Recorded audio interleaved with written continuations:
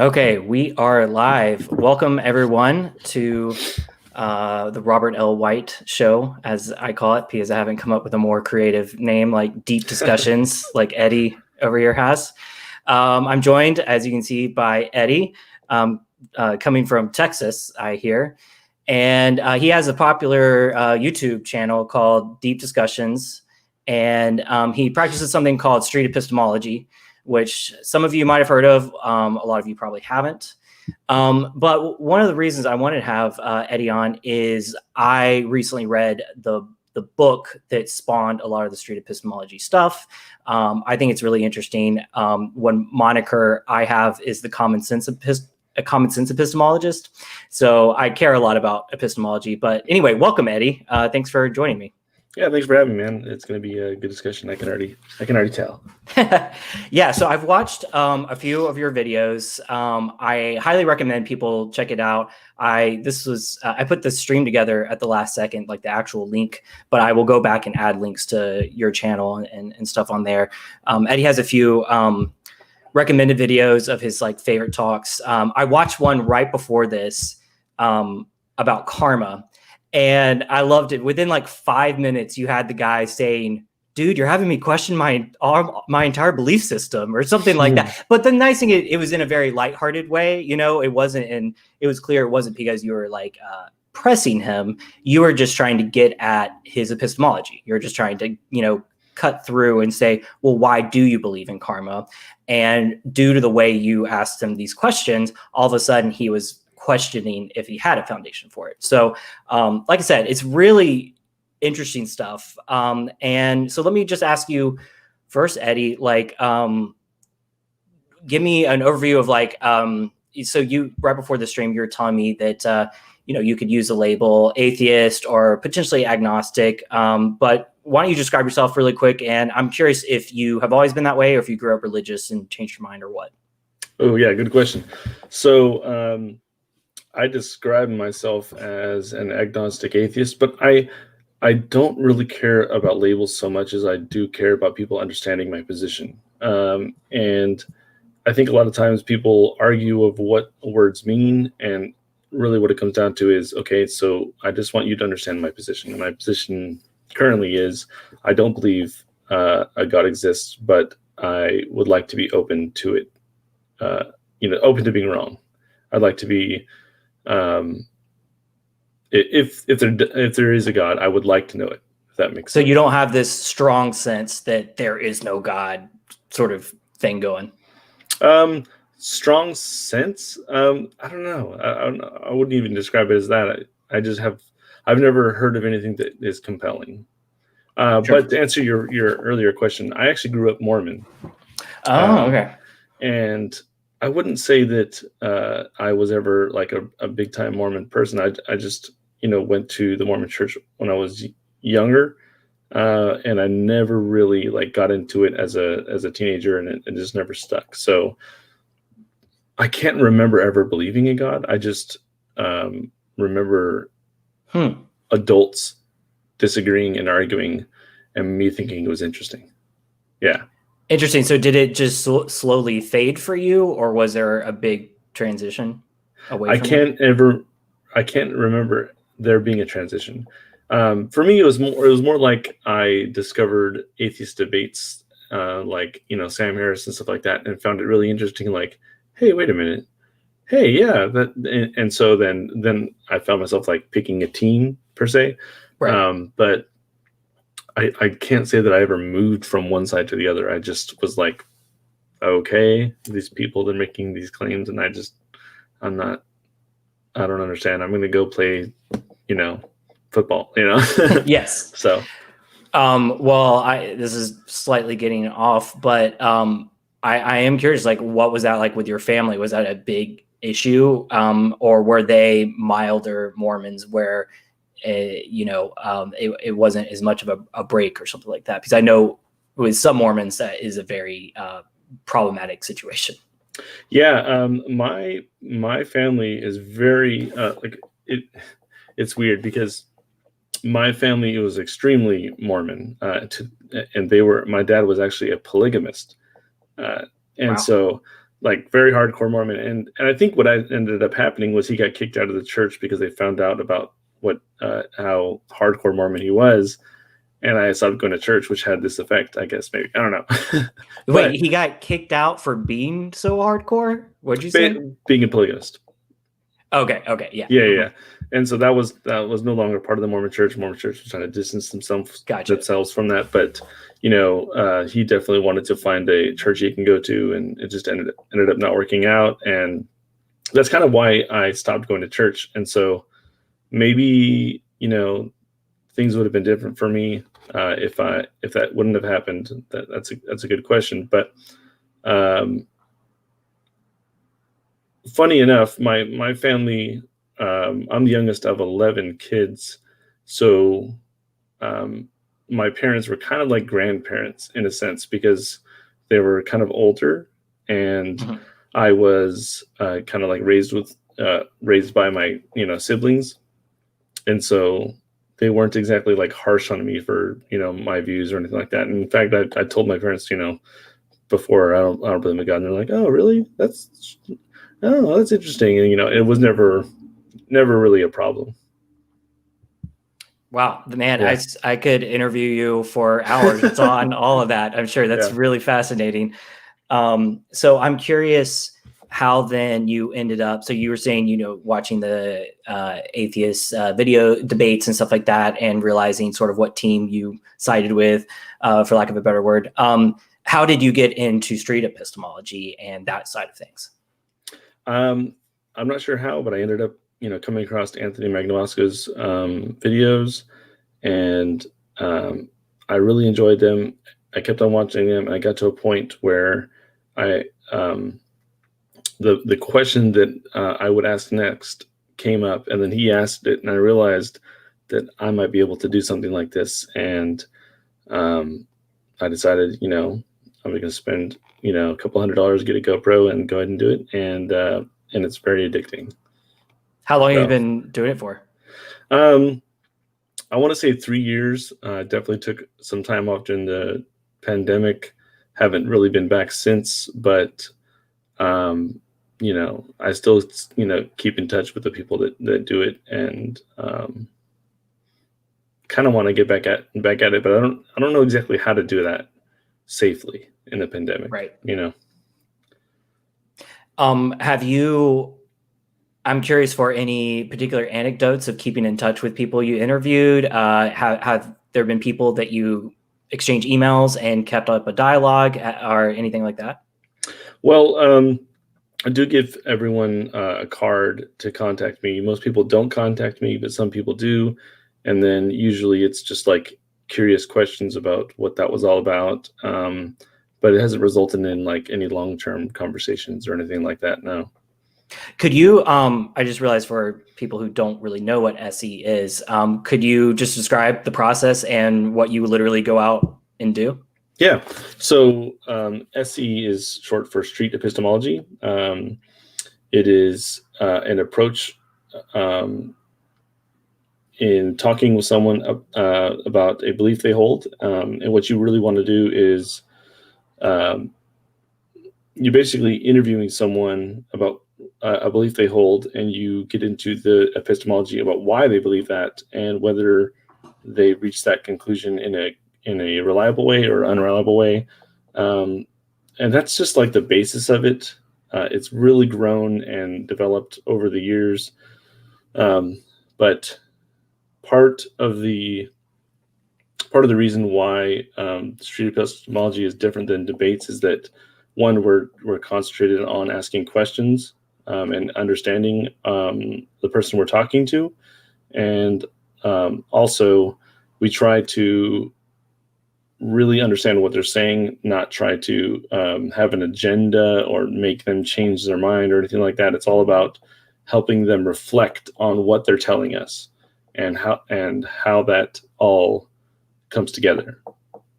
Yeah, and I've also noticed that the approach is you're trying to avoid strawmanning them. You're trying to actually get at what they truly think are the reasons for this belief, and then talk about that. Yeah. And we mentioned Anthony Magnabosco. Is that how you say his name? Something like I that? think it's Magna Bosco. Magnabosco. Okay. Yeah, like Um, Magneto. Nice. He is probably the most well-known street epistemologist. He has a widely viewed, subscribed channel. And I think he's even like the president of Street Epistemology Incorporated, or it's not incorporated, whatever it is. Yeah. But one thing I love about, first of all, I think this is a compliment. So you give off strong Magna Bosco vibes in your videos. Like you do your street epistemology very similarly to him. And both you guys, there is a very obvious friendliness and desire to not shame the person for whatever belief they have. And you're just trying to get at their reasons and make them think more. And one thing I love at the end of his videos, and I think you might have this too, is a message that says that, you know, if you're commenting on this video, be kind, because sometimes the interlocutor will come back and view the video. So it's very different than the stereotypical angry internet atheist, let's say, who's trying to, it's the opposite of Richard Dawkins, if we want to just put it that way, of kind of a shrill, trying to hammer it over your head sort of thing. So I enjoy it a lot. And you know, Eddie, you don't really know me at all. So just to fill you in on my side, I grew up Christian, Presbyterian, Protestant, and slowly went through, I was a very true believer, my family, true believers. But I went through this period. I'm a computer science, I'm a programmer.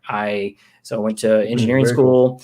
So I've always been philosophically, scientifically minded, and I grew up, you know, Earth is 6,000 years old, all the good stuff, and slowly I had to, I slowly started deconstructing that, you know, and for me, I deconstructed it all the way down, and then slowly built it back up with some things the same, some things different, kind of. But one thing over the years that I have started to really care about is epistemology, just because I realized every time I started analyzing anything else, it sort of reduced to differences of epistemology in a lot of ways. And so, yeah, my podcast is like, so far, 8 of the 15 episodes or whatever have been about epistemology, and I'm no expert. A lot of this is why my moniker is like the common sense epistemologist, is because, yes, I've read some, and I know enough to get me in trouble a little bit, but I'm not trying to be a lot of philosophical epistemology is about very technical categories that aren't necessarily as directly relevant to like daily life. What I care about is like when to use a heuristic. When is it valid to use a heuristic versus a deductive argument or something like that, which is way more something we actually do on a day-to-day basis all the time.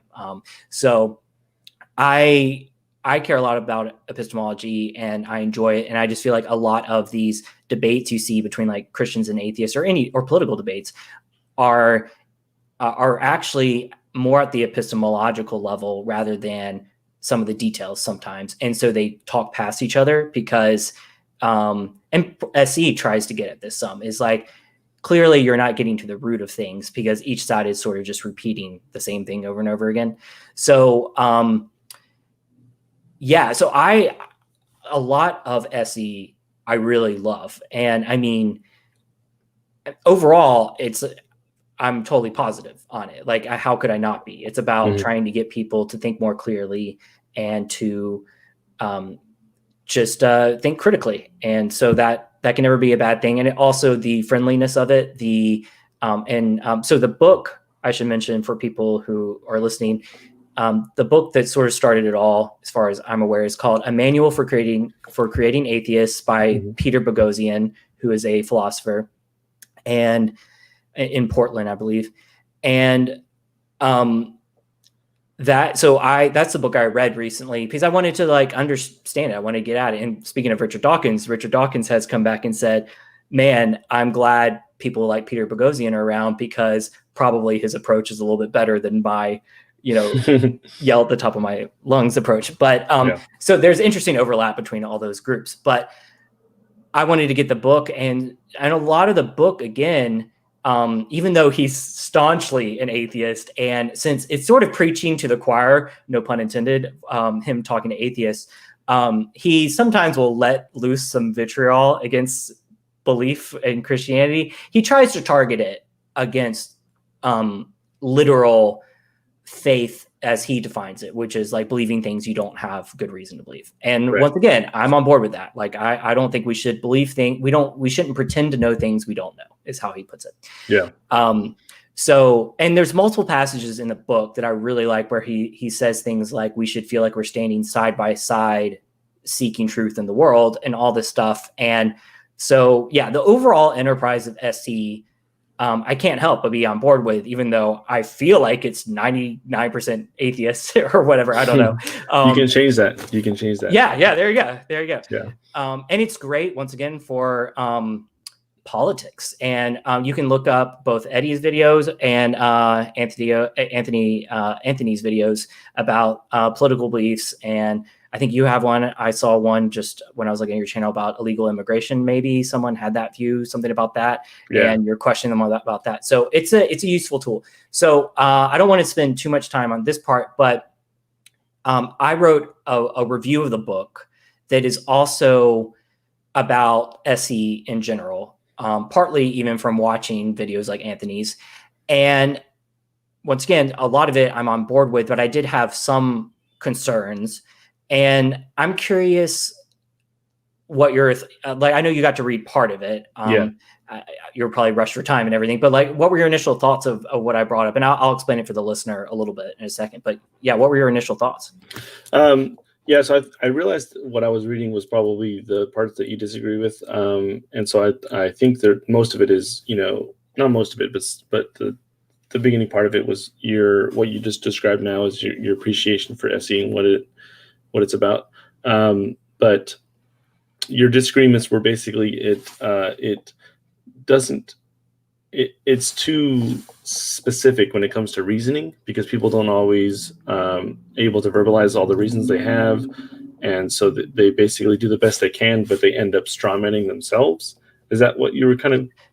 Yes. expressing? Yeah. That basically what I noticed from it is it tends to follow this Socratic method, which is, can be a very helpful tool, but it tends to get very zoomed in. Like, one of the first questions you ask, the SE person asks, is like, what is your strongest reason for belief? So right there, you tend to cut off, like, let's say if the reason you believe has to do with like kind of a culmination of 5 or 6 different things, you're down to choosing one, which is fine, but you need to be aware, and some people aren't as they're going through this, that you're at a kind of a weakened point when you're only looking at one thing, if there truly are 5 reasons, let's say.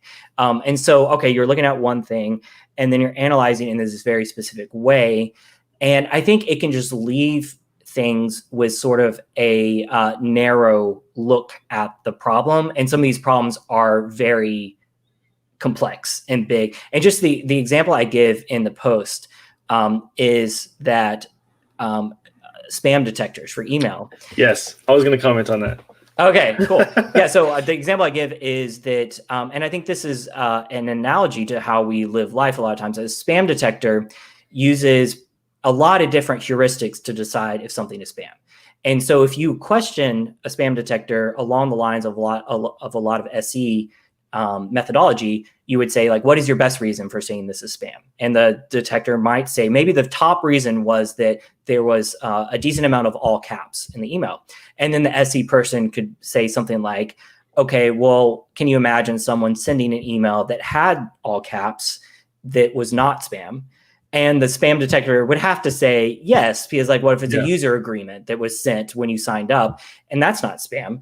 And so then you have to rewind. It's like, okay, so that's not your real reason, for thinking it's spam. And then you rewind and then you say, well, okay, what's another reason, or your next strongest reason? And the spam detector says it was from an address that was not in your address book. And then you say, well, can you imagine that an email from someone that's not in your address book that is not spam? And once again, the answer is going to be yes, that could happen too. And so it's more of this heuristic. So part of this, to give you a little more background, and I put this in the review, is like, so I I have a computer science degree. I've done AI type stuff. And this also just has to do with how my epistemology myself evolved. Yeah, go ahead. So, okay. So when I was reading that, the part of the critique was basically saying this, when you break it down so specifically, there are exceptions to the rule to all the reasons that the bot gives. Yeah. And yet the bot is like 95% success rate for detecting spam. What I was going through my head was, does the bot know that? And why? And if the bot doesn't know that, it should figure that out and give that as a reason. What is the main reason that you're confident that you can detect spam? I have a 95% success rate.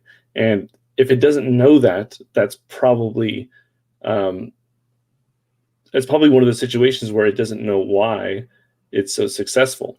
And so, like, for example, the example I give is if someone says, I believe in evolution because that's what my teacher taught me. It's like, it's a really bad reason, but that's not saying that the belief is false. Just in the same way, the bot is not, the bot is accurate, but it may not know why it's accurate, and so it may give really bad reasons of why it's accurate.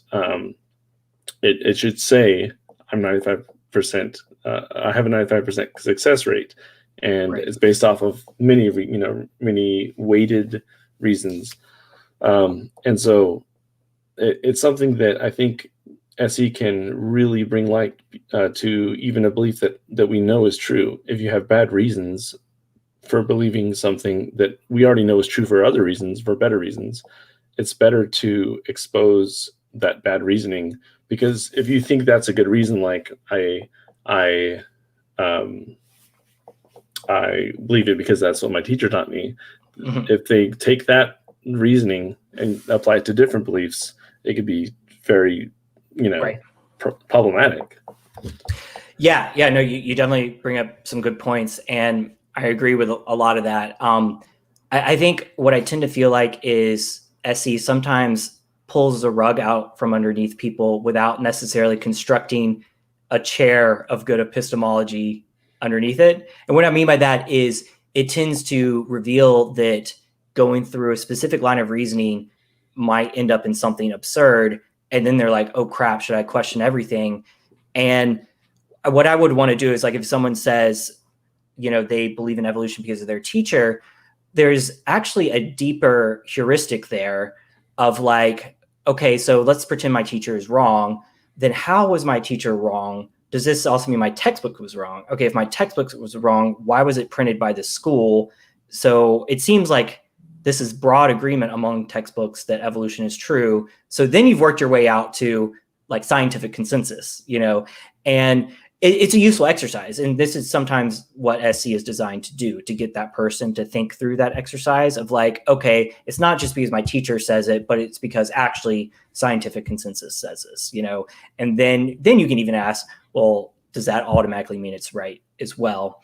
I guess what it makes me worry about is that when you first get into philosophy, for instance, you can easily trip yourself up with going through these very specific syllogistic routes. And I don't know are you familiar with like Zeno's paradoxes about motion and stuff like that, by any chance? Yeah. So it's just these paradoxes that they came up with in the ancient world about if you think about like infinity, and if you move forward this measure and then half that measure, you can effectively, you can prove that like motion is impossible. And those sort of things would wake me up that sometimes those things, and this is where SE can be good, it wakes you up that, oh, there's something deeper going on here. Like this line of reasoning isn't working. But I just, the way I talk about my other epistemology videos is I want like all my Zoom levels of reasoning to line up. Like I want the specifics to match up, but if only the specifics match up, then what does that mean about like a broader heuristic about it? Like a conspiracy theory. Like a conspiracy theory might sound very airtight in this very detailed way with a certain set of evidence, but then if you kind of think broadly, it doesn't line up for other reasons. And once again, maybe SC is the way to get people to think more that way. I guess I think a lot of our best reasons for believing some things have to do with multiple broad reasons, heuristics, data collected over time, and that isn't as easy to dissect with like a flow chart. And so sometimes I feel like people can walk away who just had SE done on them, where they feel like if the flow chart doesn't line up, then their belief is stupid and they should abandon it. I know that's not the intention, but just to give one other example is you can ask a lot of people. I remember when this happened to me in middle school, learning physical science. You can ask a lot of people, why doesn't the space station, International Space Station, fall to the Earth? And a lot of them will just say, there's no gravity. And then you're like, well, wait, then why does the moon orbit the Earth? And it's like, well, because of gravity. So you're saying, then why doesn't the space station fall? And like, you have to know that what's actually happening in the space station is falling at all times. It's in free fall, but it's moving in forward motion enough that it's actually falling around the Earth. But if you don't know that, you can sound like an idiot very quickly. And once again, SE, there is a place for that. And I'm not trying to make this a debate on SE. Yeah. No, but I think a lot of times when someone doesn't have good reasons for believing something, they don't automatically abandon the belief when they realize they don't have good reasons. What they do is realize they have bad reasons and then go searching for better reasons. Yeah. And that's good. And then typically, especially if the belief is something that's part of their identity, they don't give up the belief. They go searching for better reasons. And that's ultimately good for everybody. Hard to disagree with that, Eddie. Yeah. Yeah, no, that's great. So if anyone's interested in this stuff, I'll post a link to my review on the blog, and I definitely recommend Eddie's videos as well. It's really worth checking out. Yeah, no, I think you give a good defense of the tool of SE, and overall, you can't argue that it's a good thing, to get people to think more clearly, deeply, and end up with better reasons for believing anything that they believe. The funny thing is, we've actually tried in the SE community to be open to other people doing SE, because we realize it's not just about religion. It's not about, it can be about any belief. And so we try to expand it to other beliefs. And in doing so, we recognize that even Christians can do this, and we want Christians to do this. And so I think, someone like you who has an interest and appreciate the core ethics of it can utilize this. And it would be great to have someone with a different, epistemology or belief pick that up and start, practicing it. Like, it's encouraged. Cool. Yeah, no, it'd be very fun to, post pandemic, to come to an event, whatever you guys do, or whatever, just connect more. If I ever did it, I would probably go about it in a slightly different way, my own, tailored approach. But like I said, I am on board with the basic idea. I do have to mention one other thing. I realized the second key thing that I feel like is lacking in the approach sometimes is it tends to ignore alternative explanations for things. So it questions person A's reasons for this idea, but it doesn't consider what are the alternative beliefs to that, because due to something like Bayes' theorem, that if the alternative belief is even less probable, then that can change how you view their current belief. Once again, it's not like some dagger to the heart of SE, but like if I were the one sort of practicing SE, I would probably just ask the person, like, do you believe this because you think that like the alternative options are lacking, and so this is the best among various options? And I guess the reason why I bring that up is I think inference to the best explanation, or abductive reasoning, where you're looking at alternative explanations, to me that's one of the most core ways we reason about life. And when you do SE, you're basically ignoring, you're letting them, now the person you're talking to can bring up alternative explanations as a reason, but they might have to go away and think for a long time to come to that point. And I guess I would rather just go ahead and hand that card to them. be like, Yeah. yeah, I kind of read that part of your article about it, and I think what you're saying is that when you show, or when it's shown that they haven't reached this belief in a reliable way, it has the intention that this belief is not true. And yes, I really want to hammer home that that's not necessarily the case. It's just that their foundation is flawed. It's not to say that their belief is actually not true. It's just that it's not. We don't have good reason to be confident that the belief is true. So, like, a better way to look at it is, so like we do this little thought exercise, like flipping a coin. So if we can't determine whether it's heads or tails, or I guess I should say, if we have our hand over it and we can't determine whether it's heads, that's not good reason to think that it's tails. And if we can't tell whether it's tails, that's not good reason to think that it's heads. We need to really step back and realize we just don't know, and that for right now, that's the best answer.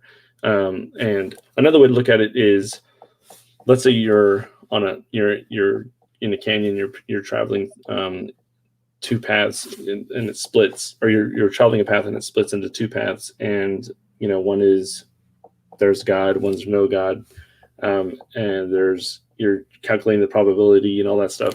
But ultimately, what it comes down to is we shouldn't go down either path unless we have good reasons to go down the path. We should stay where we're at until we can do otherwise. And so you don't always have to like pick like, ooh, this one, this one's more probable, this one's not probable. You can just be like, we don't have enough to go off of. We can just sit here and be open to both and wait till there's a good reason. That's great. Yeah, I 100% agree with that. And maybe this is one example that comes to mind that I had a small issue with. This might have to do more with Peter Boghossian than like the method itself. But like he gives an example of an actual exchange he had where one person was saying he believed in God due to, I think, the universe existing either infinitely or like to the origin of the universe, I think. And Peter kind of undercut his reasons for that. And the guy was like, okay, I see your point. And Peter was like, so what does this mean? And the guy was like, that there's no God. And Peter was like, yes.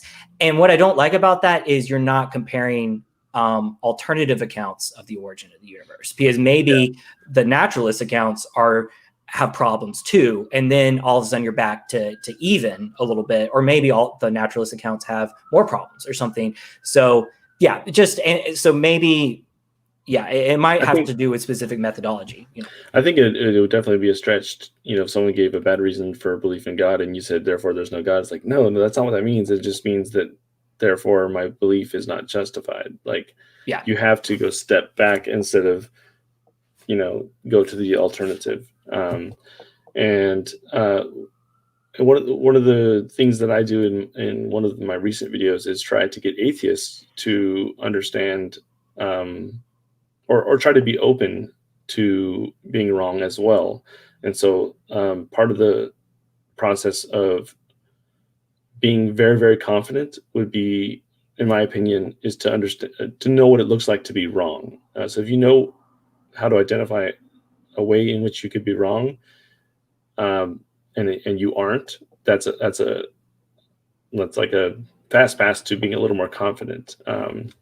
And so I try to get atheists to understand, like, hey, if you don't know what it's like to, or if you don't know what it would take for you to be convinced there's a God, then it could be sitting there right in front of you and you just don't know how to even look at it and discover it. Now, the reality is there's a million different ways for me to be convinced there's a God. And when I think about a God, it's like ultimate power, can do anything. It's like, well, then it's really of my imagination to be convinced. And I think about all the things that I'm convinced of now. I could definitely be convinced there's a God, and so I think not admitting that is like admitting you're not open necessarily, Yes, and there's a broad spectrum of atheists on that. Some are very open, and some will say things like, even if you know, God came down and said hello, I would probably still think it was a hallucination or whatever like that, you know. So yeah, there's a millions of like, oh, that wouldn't convince me, that wouldn't convince me, that would convince right. me. You really need to ask the question, what would? Then they have to be like, oh man, I got to think about this, you know. And so Right. it really tests their bias if they have any. Yeah. Well, let's do this. I want you to put me on the spot, do some SE on me, you know, because that's what it's about, right? SE is about drilling down on people and humiliating them, right? Yeah, obviously. Just kidding. All right, so yeah, we're gonna let Eddie do SE just like he does out on the street when there wasn't a pandemic happening. So yeah, apologies that your major hobby has been crippled right now, Eddie. Man, that sucks. It's okay. I like video games too, so I'll just pivot. So, nice, cool. We'll take it away. Yeah. So I think that, you know, the first part of SE, what I usually do is I try to let someone pick what the belief is, and I don't want to get people to pick a belief I want to talk about. It's really about something that they are very confident in, and it's something that is significant. And what I mean by significant is that if they stop believing that tomorrow, it would change their actions. It changes, and that's a easier way of saying it changes their behaviors. And whatever that happens to be, you know, I'll go with that. But also, I like to get them used to. I like to gauge how their confidence works, and so what I usually do is, if I have enough time, is to ask them some hypothetical questions so they understand like how this all works. So, oh man, it's been a while. So let me think. Okay, so I'm going to give you 3 claims, and you tell me how confident you are that it's true, from like 0 to 100 or whatever you would like. So the first claim is I own a car. The second claim is I own a Ferrari. And the third claim is I own a space shuttle. So I just watched one of your videos where you asked these questions. So okay. I'm cheating a little bit, but it's a great setup. So 0 to 100, right? For each of those? Yeah, or whatever you like, 0 to 10, it doesn't matter. Sure. For you have a car, especially since I know you live in Texas, which is generally a sprawl, which helps inform me. Not like Brooklyn, where I live, which would completely change my estimation. So I'm going to say 90%. Okay. And then Ferrari, right? Yeah. I'm going to say 30%. 30%? Wow, that hurts my feelings. Okay. And then space shuttle. I refuse to put it at 0% because you never know. But I will put it at 1%. 1%. Okay.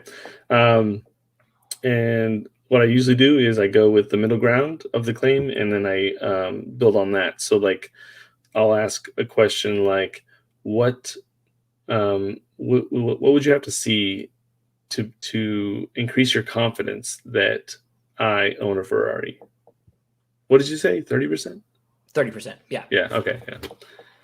Yeah. Like, what would you get you to 50%?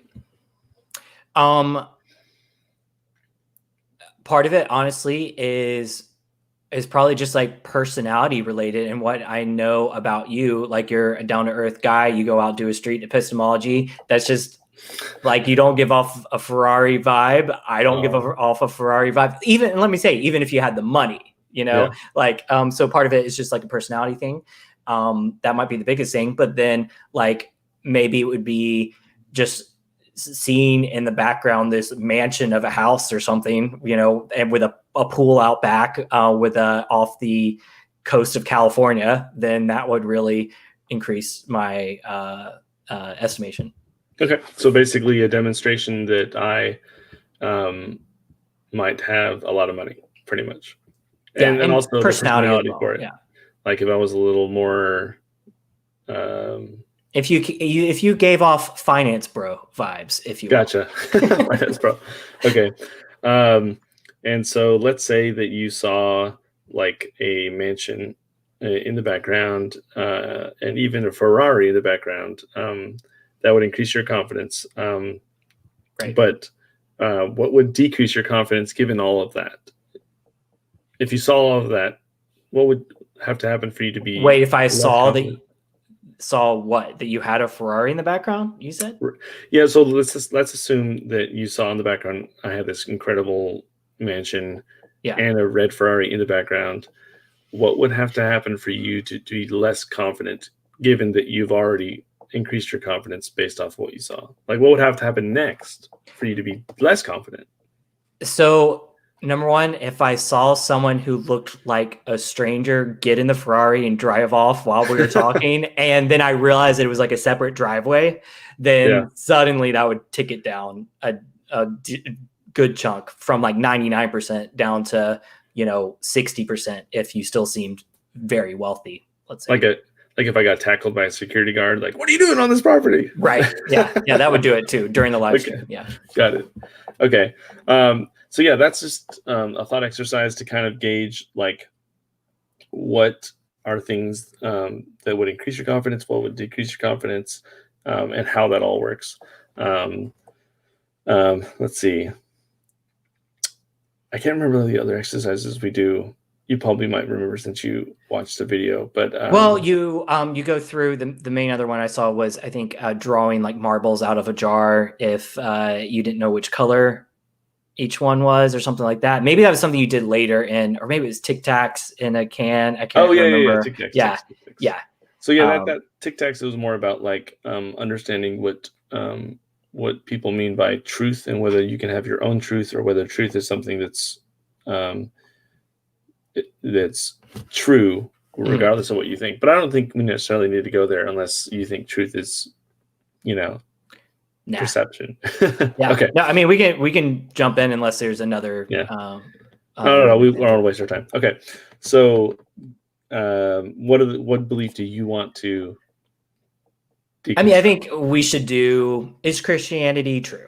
Just, go for the jugular, Gotcha. Okay. So one of the questions I would have is, what do you mean by Christianity? What is Christianity? Right. Yeah. Man, now we're already in tough waters. Like, I mean, for me, it's a core sort of a C.S. Lewis mere Christianity is probably the easiest thing. So like a core element of Orthodox belief based around the historical Jesus. So not the trappings of like Presbyterianism and all these details. Like I just become less sure about all those details. What it means is like, I mean, just to put it really simply, that like Jesus was the Son of God, died and rose again died for my sins. And there is only this one God, the Trinity, you could say. Okay. So the next question I would ask would be like, how confident are you that Christianity is true from like 0 to 100? I will put it at 75%. 75%. Okay. So usually what I do is the same thing I do with the Ferrari. What would increase your confidence that Christianity is true? Like what would bring you into the 80 or 90% area? I think one of the number one things would be if it were more and more viscerally true, like having, supernatural experiences all the time that felt very unique and only could it be from Christianity. If like daily that was happening, let's say for myself, where things were happening to me, God was speaking to me, let's say, in an audible voice daily to encourage me, then that would hugely shoot it up. Okay. And what would decrease your confidence from 75% to something less? I would say, since this is a relevant topic for me, I've gotten really into miracles type research. And what would knock it down is if, as I kept digging, there was this watershed moment where I discovered this wealth of miracle data from all other religions that felt just as powerful as what I knew for Christianity, because then it would like really level the playing field, kind of. Okay. So yeah, that would be like, okay, I got to rethink some things, not necessarily Christianity as a whole, but like all of a sudden maybe these other religions have more truth than I realized or something. And that, I mean, that's lowering Christianity, confidence in Christianity, you could say. Okay. So what you're saying is that you'd be less confident if you discovered that the types of miracles that have influenced you in Christianity were also reported in other religions. Right. Okay. So I guess my next question would be, what type of miracles have affected your confidence in Christianity? So one quick addendum to what you said as you summed up what I said is that it would be both like magnitude and numbers of miracles together. Like I'm already expecting to see individual instances perhaps that sound similar to something else, but yeah, magnitude, like both the impressiveness of the miracle claim and also like the number. But yeah, to dig into that more. And I should say, like, I realize we could really go down two routes here, because for me, like the two of the sort of pillars for my belief would be the kind of supernatural stuff on one end, and then like the historical stuff about Jesus and the resurrection and stuff. So if you had a preference, we could go down either path. I know, I guess you tend to leave it up to the person you're interviewing. But, yeah, it's, whatever reason that comes to mind that gives you like the most confidence of. All right. Well, we're already talking miracles. We'll do that. The one reason I hesitate is I've done like 3 or 4 episodes talking about miracles. So in case my viewers were a little sick of it, but let's stick with that. That's what we're on. So, so for me, and this is part where I have a little trouble with street epistemology, I think, because there are individual instances. So we could boil it down to a single account. But that is not actually what is most impressive to me. What is more impressive to me, there's a few different things I could choose, but I'll just choose one of like a researcher. Craig Keener is a scholar I've read and has studied miracles. And in his own study of it, and he's written a lot of this up, but just in his own experience, he talked in kind of a summing up statement. He talks about how he has interviewed either like firsthand or sometimes he directly knew the eyewitness, perhaps like 100 or so cases of blindness being healed in the power of prayer for Christianity. And for me, that alone wouldn't be enough, but as a heuristic, it's like, what is my alternative explanation there? Like either this is happening in other religions as well, or just happening randomly. But well, that's the thing, is it can't really be happening randomly because we're talking about people directly in Craig Keener's circles, kind of. So we kind of know that's not happening. So then it's a little bit more like, is he either exaggerating, being lied to by this number of people? So that would be an example. Like if I knew a really good Muslim scholar and he had a similar account, he wrote all about these miracles and was a very highly credible scholar. And he also says that in his own, community and experience, he's aware of very close in of 100 healings of blindness when praying to Allah. Then yeah, that would be like, okay, that knocks it down. Okay, so I'm gonna ask you a question. So, like, let's say you took one of these people that he spoke with, and actually you were able to talk to them yourself. Yeah. Would hearing it from that person rather than him writing about it, would that be would that give you more confidence, or just the same or less? Definitely more confidence if it validated what he said. Like if I talked to the specific person and they gave this a similar account and seemed trustworthy. Yeah. Okay. So let's say this person actually not only was cured blindness, but actually witnessed a resurrection. Would that be something that would be like even more confidence for you? Or yeah, it's funny. You run into this catch-22 of there is this tipping point of the more extreme the miracle gets. At first, it might increase your confidence in the belief of like Christianity, but if you're like a thinking person, at some point you're like, wait, is this person just cuckoo? Like if they see a resurrection and all this other crazy stuff seems to happen around them all the time. But no, if it seemed credible, and I mean, if they said they would witness a resurrection, like I would be like, can I talk to other people that were around then too? But I'll say yes, it does increase. Like if they truly seem trustworthy, and the scholar Craig Keener that I trust, he also trusts this person, then yeah, I'll say it increases it. So okay. So hypothetically, I'm not saying I can actually do this, but if I got you in touch with someone that said they were witness to a resurrection, would that give you confidence in that miracle claim? I mean, it totally depends on the details. Like, so I mean, you're just saying if you knew okay, if you're just claiming a resurrection, not necessarily in any specific context or anything. Yeah,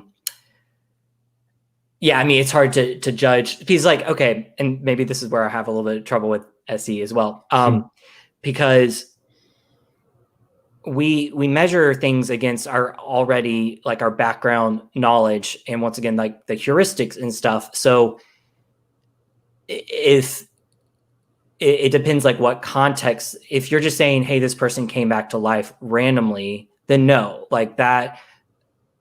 There is no context that gives any further credence to that.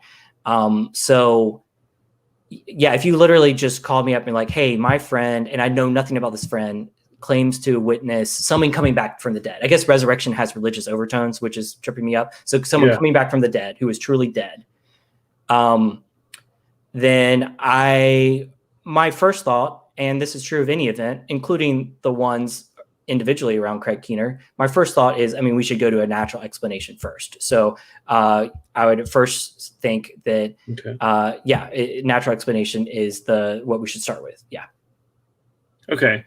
So maybe we can dial it back a little bit. And sure. let's say I introduce you to a friend that witnessed someone being cured for blindness. Would that increase your confidence in Christianity, or how would that affect you? Like, they don't even know what exactly happened, but all they know is they were blind and now they can see it. Right. So to me, it is a bit of a chicken and the egg problem, because the reason why, so if this person claimed that it was under the power of prayer and stuff that this happened, I am likely to be at least open to that. I don't know if it would increase my view of, I don't think it would increase my belief in Christianity, but the only reason I'm considering this individual case is because there seems to already be this heuristic of a larger sample. And once again, the Craig Keener thing, if it was just one guy who happened to have a circle of people that he thought 100 people were healed from blindness, that wouldn't be enough for me either. Obviously, if anyone's listening wants to look at my other stuff, like, there's a lot of data out there. Like, for me, it's a heuristic. And so if there's already this pattern of what seems like this is happening, and some of it does have medical documentation. Like, actually, one study I really like by Dr. Candy Guthrie Brown, she actually measured these things happening of people.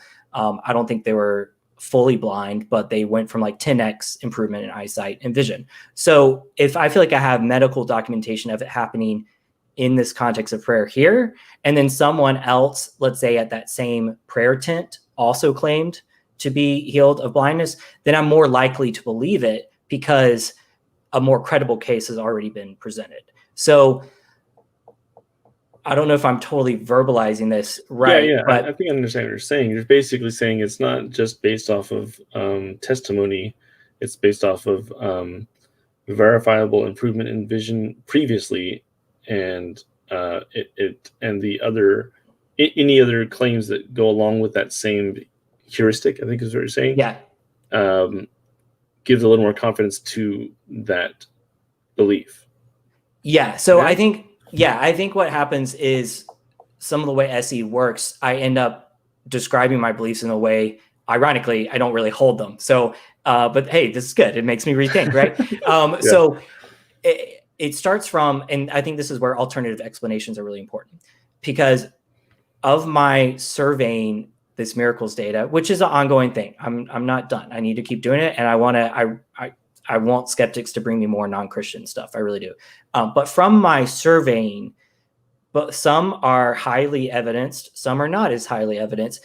But when I picture alternative explanations for the evidence, the prima facie evidence that is there, it seems like this stuff is actually happening at the large scope with enough data and enough evidence. So when we pick one out, then I'm like, wait, I think this stuff is going on. So I'm more likely to believe it. And I mean, this is a really complex interplay.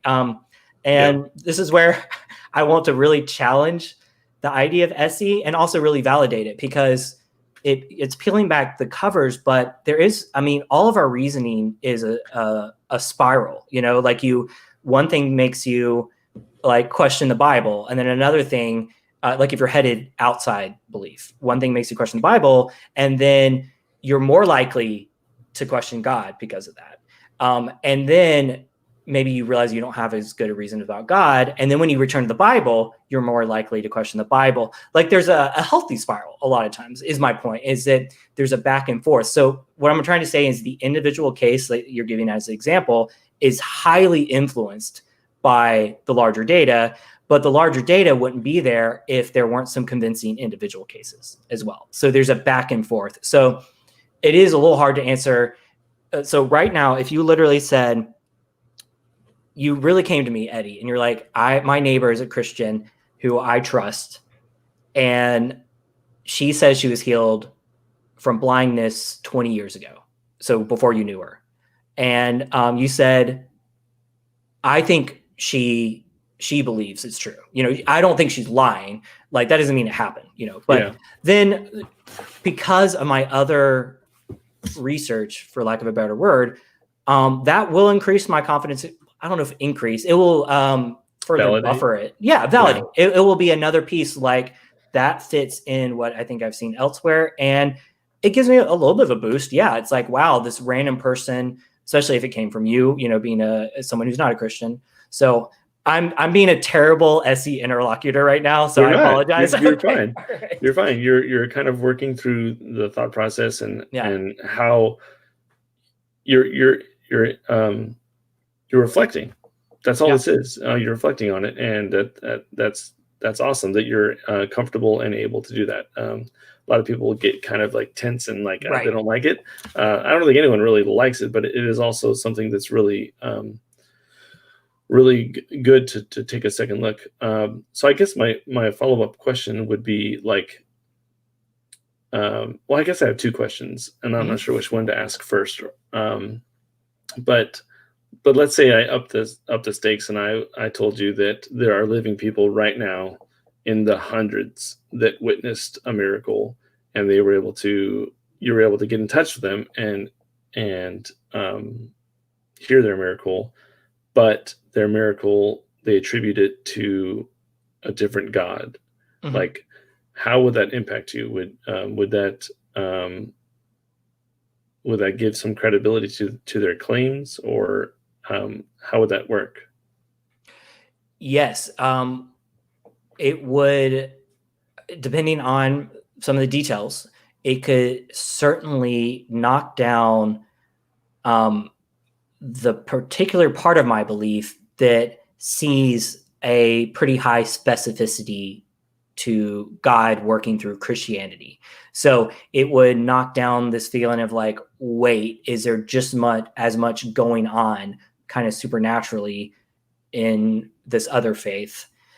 What does that mean? Does that mean that Christianity, at least on sort of this power level, have nothing more going for it than this other thing. I think that the more basic question would be like, would you be convinced that they were telling, or that what they're saying actually happened? Like if you had 100, 500 people saying they witnessed a resurrection, like would that be enough for you to be convinced that they were telling the truth? Even if maybe you disagree about how it happened, like would you believe them? Yeah, and so I think this is where it's really important to break it up into layers of different ideas, because it's like I could very easily see it being the case that I'm like, these people clearly think something happened. Like if I talk to them and they're all like wide-eyed and like, yeah, I mean, I could see a situation where it's like something happened here. Like, I don't care if it was the greatest magic trick, whatever, but these people are blown away and they're all saying the same thing. So that would be like step one, and then that's probably as far as I would get initially, Like something happened. Yeah. Something happened. Like I would use my own best judgment to see if these people seem sincere would probably be the first thing. Is this a big hoax, or do they think something really happened? And then if I feel like they think something really happened, then you start analyzing what may have actually happened. And I think this is exactly what you do with alien abduction stories, ghost stories, stuff like that. There's clear separation between hoaxes and people who seem quite sincere, and you have to move to that next level. So that was that's where it would take me first. It's like they think something happened. Okay. So like what would be the tipping point for you to believe what they're saying happened? Like what would you, if you investigated it, what would be something that you could discover to realize, wow, I'm blown away and I believe them? Yeah, I mean, this gets into the details of the hypothetical a lot. So like if it's a resurrection, then you would want ideally, as much medical documentation as possible, like heart stopping, being in the morgue for 3 days, whatever. And no discrepancies of anyone coming out and being like, hey, look, this is a hoax and these other people are lying about it. So there would be this point of getting to, let's say, and I don't know if this is where you're leading, but let's say there is enough of that evidence, then I think the next layer for me would be like either a potentially unexplained event, or I use my own background knowledge of thinking I have other reasons to believe there is supernatural forces generally. And then I think, okay, I don't know exactly what or why, but I think maybe this person actually did come back from the dead. And then like for me, it's about having a lot of data if possible. So if we wanted to skip to the end of this in a way, and I hinted at the beginning, is like it would be a fountain of this sort of testimony and data that all of a sudden I wake up one day and I'm looking at, the non-Christian book about miracles and the Christian book, and I'm like, ooh, these are about the same. And then that's gonna do it. Like we all know weird single events happen. Like in another podcast, I said that we all know there's that background noise of weird events. So one-off events, you can still convince someone of a lot from a one-off event. Like a crazy alien story, you can get to this point where like, I have no idea what happened there. This person is freaked out. Something affected them, but no one event is going to make you think aliens have really visited, most likely, So that's where I'm at. Okay. So I'm going to try to repeat what you said just to make sure I understand it. Sure. You're basically saying like to get to the point where you're convinced that resurrection happened, it would have to be it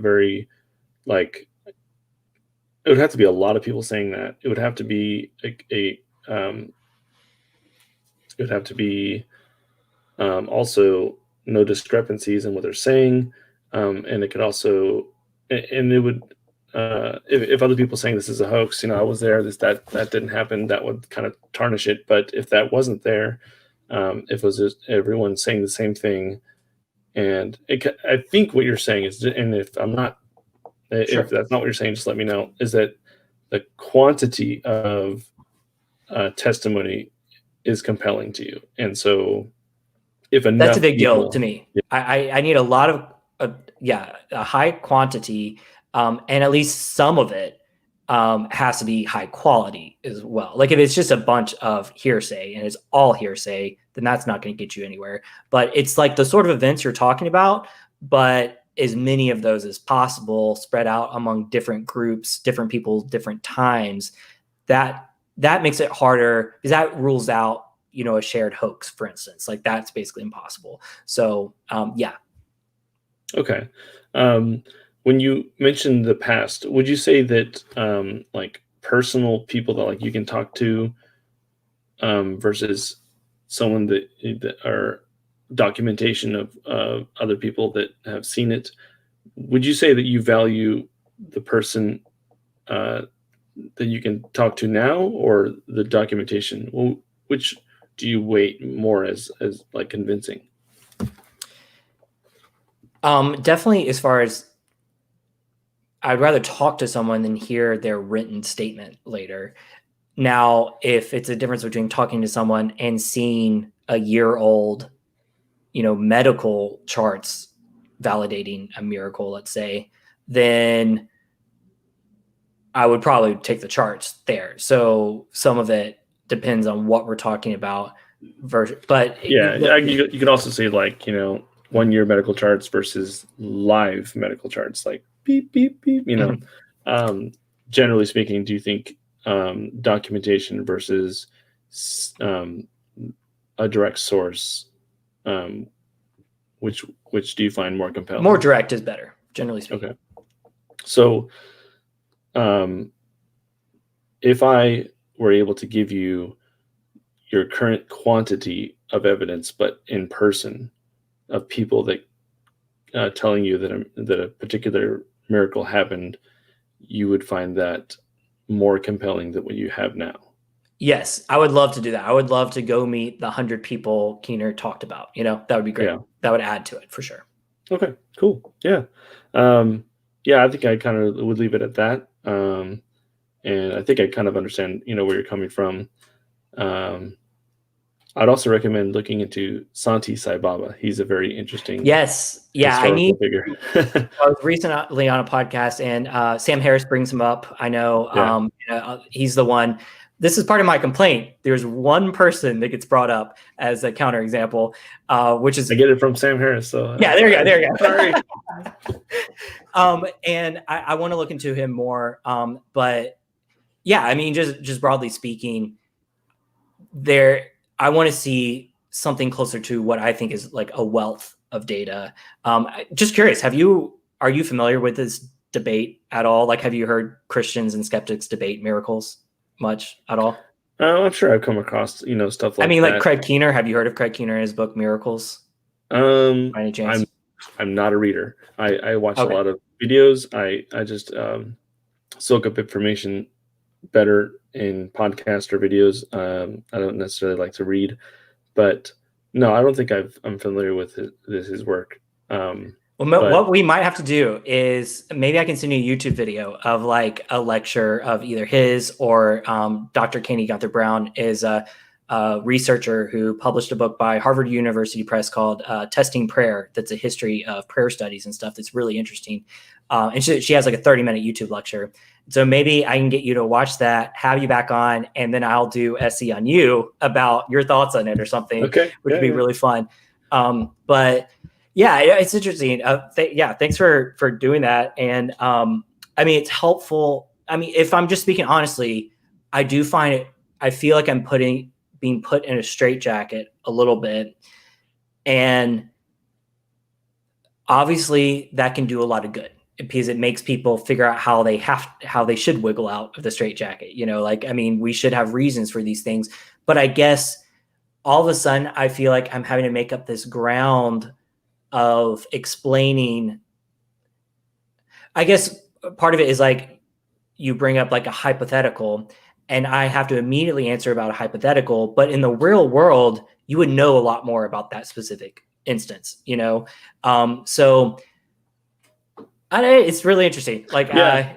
yeah. I think hypotheticals definitely play a big role. A lot of one of the hypotheticals that I mess with is to demonstrate the value of falsification. So, like gravity, I have never witnessed the gravity failing. Every time I would pick something up and drop it, it always goes, down. It doesn't go up. It doesn't float.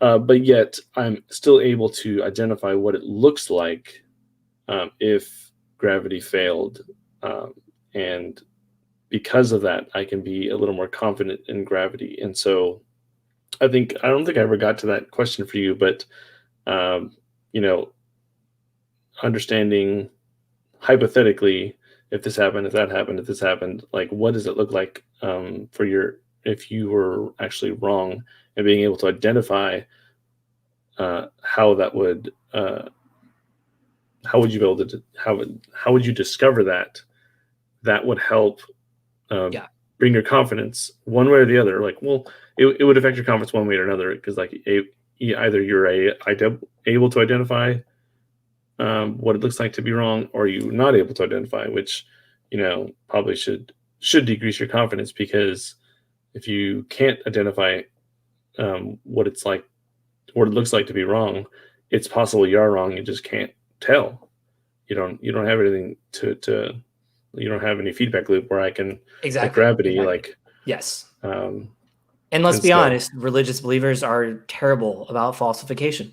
They're terrible on the whole, Yeah. Like, and I mean, I think my beliefs are pretty falsifiable as far as, I like to say I now have a constellation of beliefs rather than a monolith. So certain stars will be pulled down, and at some point, the overall belief system is gone. Like, there's, for all intents and purposes, you're not a Christian anymore. But like, let's say you show miracles that feel as equal, Sai Baba, whatever, then okay, now I feel like that star is gone. There's no supernatural power that's unique to Christianity. Now there's a separate question of, you really need to also show that it sort of happens in non-religious context, because then that just removes the whole supernatural thing, period. It's a little bit different if it seems to happen only in religious context, let's say. But another one for me would be like, if I really, all the scholarship over the next 30 years convinced me, really lowered my confidence in everything about Jesus and the resurrection. Okay, so now we've removed that star from the constellation. Mm-hmm. And then it's like, what am I even believing in at that point? At that point, I would be like, okay, so I think there's philosophical arguments for God and maybe my own existential experience, but it's becoming more and more watered down at that point. And so, and without a doubt, if that truly happened, I mean, you would flip a switch at some point and be like, okay, what am I even doing at this point? So yeah, hopefully my beliefs are more falsifiable than others. And what I really care about, and I try to press this on skeptics too, I really care about, I don't want to have custom goalposts. I don't want to say, show me the bones of Jesus or I'll always be a Christian. It's like, no, does it make more sense that Jesus is the Son of God, or does it make more sense that he's not the Son of God? Which inference to the best explanation? Which one makes more sense? Not let me give you goalposts that you have to shoot at, So, yeah. Yeah, and in the same way, I also try, like, when I say this, I mean it. I try to be open to it, because it's something that's not obvious to me, and nothing seems convincing, and so I have to remind myself, like, okay, like my video I made describes, like, if God knocked on my doorstep, like, and asked me, what would it take for you to believe that I'm God? Like, would I have an answer? And would I be open to him attempting to prove it? Like, you know what I mean? Because like a lot of objections I get from like my earlier days as talking to Christians hey, like, you're not really open to it. You're just kind of closed off. Right. And that's probably why he's not, going to reach out to you. And it's something to consider, definitely, at least, once, like, am I actually open to that? And um, I believe I am. I can't convince Yeah. anyone else I am. And the fact that it hasn't happened, uh, I don't know what to think of that. But at least I can say that I continually am, and it's important to be open to a bunch of things. But at a certain point, it's like, uh, I'm definitely not trying to convince myself. I'm just trying to Right. remain open and remember a starting point, even if I'm really, really far down that path, I can still go back and go, okay, what would cause me to go right instead of left? That's awesome. Yeah. You know? And I mean, we all really do need to do that with all of our important beliefs. And a lot of these beliefs affect the world and the people around us. And very few people actually go down that road in their mind, of like, what would it take me to doubt this or to reconsider or anything like that. And what I try to press on skeptics a little bit is there is data out there and it needs explanations. So what is the best explanation for it? And so that helps with some of the miracle stuff. To me is at least a sort of fascination, like the Sai Baba stuff. I mean, either way, it's fascinating that people are saying these things. And so then we can get into like, what's the best explanation for this? But I think that helps undercut some of the burden of proof stuff that people go around in circles on a little bit, because it's like we're all walking through the world. We experience a very small sliver of what's out there, but we also know a good bit of at least data about what's out there. And so then it's like, what is the best explanation for that? So that's like how I try to proceed. Well, one of the things I have an issue with that is, what is the best explanation? It kind of sounds like, hey, pick left or right. No, I totally agree with you on this. I totally agree that the best, you might be like, okay, that explanation has 33% chance. That explanation has 31% chance. I don't know. Yeah. It's like, Say, I no, don't know. I yes. don't know. And Yeah, but yeah, what I'm trying to respond to is some skeptics for certain areas, they will say basically 100% atheist until you convince me of God. And that is shortcutting a lot. That is, yeah. I definitely don't like that either. I think, if there's something that we don't know, we should just be able to say, I don't know, and be very transparent about that. And, that goes for any atheist person that says, I know God doesn't exist. It's like, really, dude? Really? Like, you think Right. if a God exists, if he wanted to hide from you, he wouldn't be able to? Like, of course. And I think, just a little humility and going, we don't know. And whatever falls from that, and realizing that we don't have enough information. For me, not having enough information, just like, I just have to live my life as if either there is no God or he doesn't want me to know. I have no other option. Right. And obviously, like I said, I just try to stay open to it, but I just had to live my life that way because I don't know what else to do. Like, I think it's the right thing to do if that's your position, like it's false to choose another path, it'd be pretending you know things you don't, as Peter Boghossian says. Definitely don't like that. Don't do that. Yeah. Well, Eddie, this was so fun. Thanks so much for coming on. People should definitely check out your videos. I do hope we do something like this again. I've really enjoyed talking to you. I feel like we jive a lot on our epistemology and our ethics around it too, so anything you want to leave us with?